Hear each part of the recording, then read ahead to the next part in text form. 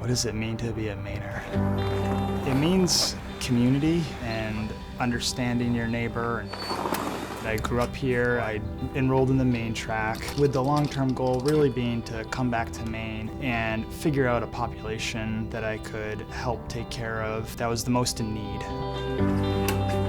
Preble Street Learning Collaborative is a shared initiative between Preble Street, which is one of the major social service organizations in Portland, and Maine Medical Center. We've really started to understand the importance of the social determinants of health here at the Learning Collaborative. Even though we're a very small group, we're on the cutting edge of some of the things that we're doing. There's a huge percentage of medicine that happens outside of the walls of any hospital or any clinic.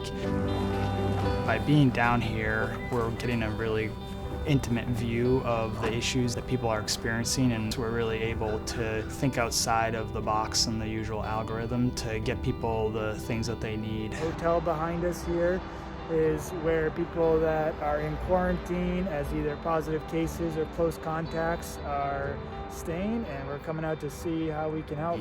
The existence of the Maine track, the financial help that comes along with being a Maine tracker and did for me was crucial, in the fact that I was able to go to med school at all. I convinced him to go back to the hospital. So right now we're a small but mighty team, but the need is much greater. You know, having support and funding would help us to continue doing research and disseminating the great work that's being done.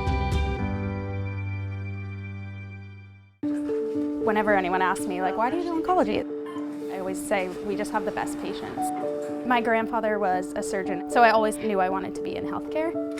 My parents were the ones that pushed me towards nursing to start with, and I'm very thankful because I was able to get the bedside experience, and I don't think you can really, trade that for anything. So now I am headed back to school to kind of finish out that long-term goal. I consider us so lucky here at Maine Med to have access to these scholarships and have these donors that are so willing to help us as students, whether we are becoming nurses or advancing our careers. Without them, we might not be able to do this. My goal as an oncology nurse for my patients is to have the journey to that ending point or finish line be as positive for them as it can be, and that we can be as supportive as we can be and help them through it in whatever ways that they need. Did you know that Maine is home to over 4,000 refugees? I'm so happy to come to work. Everyone's coming into their career at different places. I used to be an executive secretary. When I first come in the United States, I have to start from the bottom to feed my kids. She originally was in environmental services at Maine Medical Center. We met with Hyatt, get a sense of what she was looking for. I like to help people. How are you? The barrier was the English. To let her know about a healthcare office certificate training program. They offer a lot of developmental services so that they have a career, not just a job. Now that I'm getting a little bit better for the English, there's a lot of opportunities. I want to be a medical assistant. I have 3 kids, and I want them to see that even me, I did. You young, you can do. I think that Maine Medical supports everybody.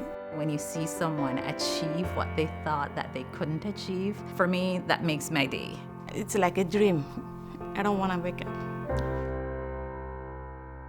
Did you know that 40 Maine Track graduates, the equivalent of one entire class, are now practicing medicine in Maine?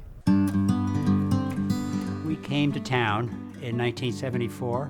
I grew up in Cumberland, Maine. I was actually born at Maine Med, which is a little weird. We wanted to make sure that they got the same health care as you could get in Portland. I went to med school in New York, but I always wanted to come back to Maine to practice and do residency.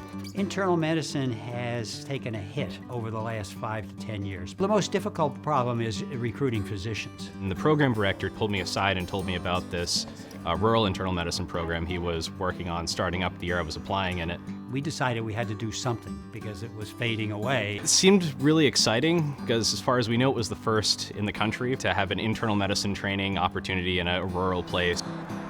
We built a 4-apartment house for them right next to the Catholic Church to keep them honest. I really love small town medicine. I love primary care. I really like developing relationships with people. In a small hospital, we do a lot of things. You get to be a little bit of a jack of all trades. Programs like this are important to expose people who are training in medicine to these areas. I mean, it's a different type of practice. Things that need to get done locally, the patients don't want to drive, half hour, an hour away. As time goes on and physicians are, retiring, going to need new people to come in and practice and be comfortable practicing in a place where they do have to be a little more self-sufficient. I think we're just very fortunate to have Maine Med in the state, and as aggressive and modern as it is, I applaud this current project as just one more effort at being the best hospital we can have.